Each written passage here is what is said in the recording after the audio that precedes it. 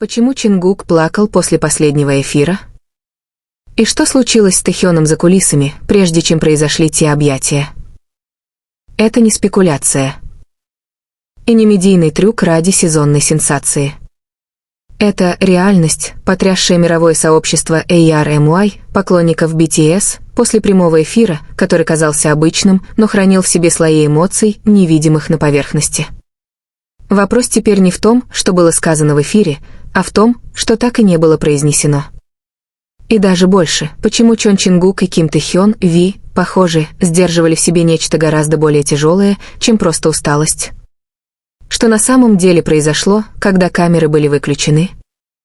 Почему персонал выглядел спокойнее, чем зрители? И почему Чингук не смог сдержать слез, обнимая Тэхёна за кулисами, в моменте, который стал вирусным в международном фан-сообществе всего за несколько часов? Этот эфир — не просто проявление чувств. Это давление, невыраженное напряжение и личные раны, которые начали постепенно выходить наружу. Одни объятия за кулисами стали символом внутреннего взрыва, сдерживаемого годами двумя мировыми звездами, сильными снаружи, но треснувшими внутри. «Я не могу смотреть на него в таком состоянии», — шепчет Чингук в утекшем видео, подлинность которого пока не подтверждена, но которое уже разлетелось по фанатским сообществам. По словам внутреннего источника, пожелавшего остаться анонимным, все произошло сразу после интерактивного эфира, изначально задуманного как благодарность ARMY за поддержку в период сольных промо. Но настроение незаметно изменилось. Обычно спокойный и уравновешенный Тэхён говорил медленно, часто опускал взгляд, избегал камеры.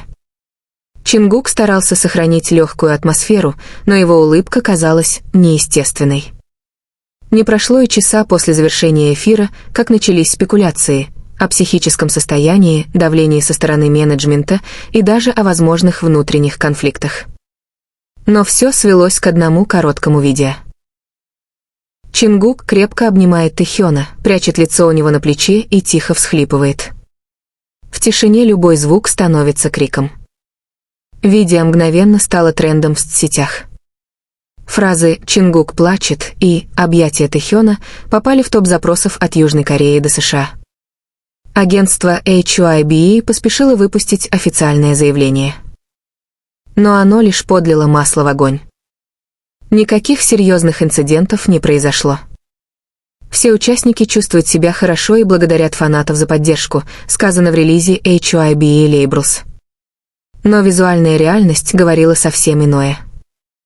И ARMY, известные своей проницательностью, не так-то просто убедить пустыми формальностями. Теперь вопросы звучат иначе. Что они действительно скрывают? Почему этот момент оказался таким эмоциональным? И не является ли это лишь вершиной айсберга, скрытого конфликта, который долгое время маскировался под профессионализм? Многие корейские аналитики считают, что поведение Тэхёна не изменилось просто так. Последние недели он казался тише обычного, а его посты в соцсетях все чаще несли символический характер: дождь, расплывчатые слова о «прощание» и «отпускание». Чингук, ранее энергичный и жизнерадостный, в одном из эфиров говорил: «Я скучаю по тем временам, когда мы были вместе». Раньше это звучало просто. Теперь, как предчувствие беды. То объятие — не просто жест. Это была безмолвная форма общения двух друзей, которые понимали, не все можно сказать на камеру. Было что-то слишком большое для слов, но слишком тяжелое, чтобы носить в себе.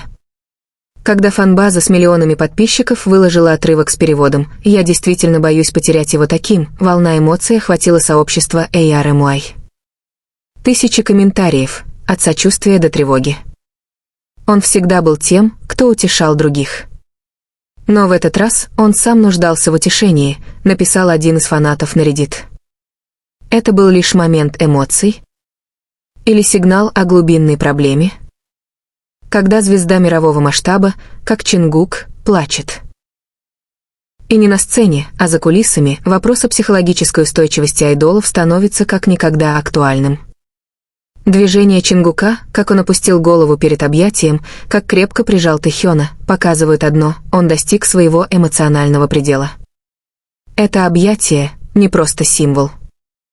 Это способ выпустить внутреннее напряжение, которое он долго держал ради безупречного имиджа.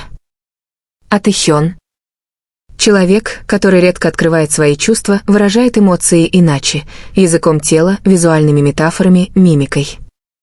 Во время эфира внимательные фанаты уловили его расфокусированный взгляд, сжатые губы, как будто он хотел что-то сказать, но не решался, и момент, когда он глубоко вдохнул, глядя в стол.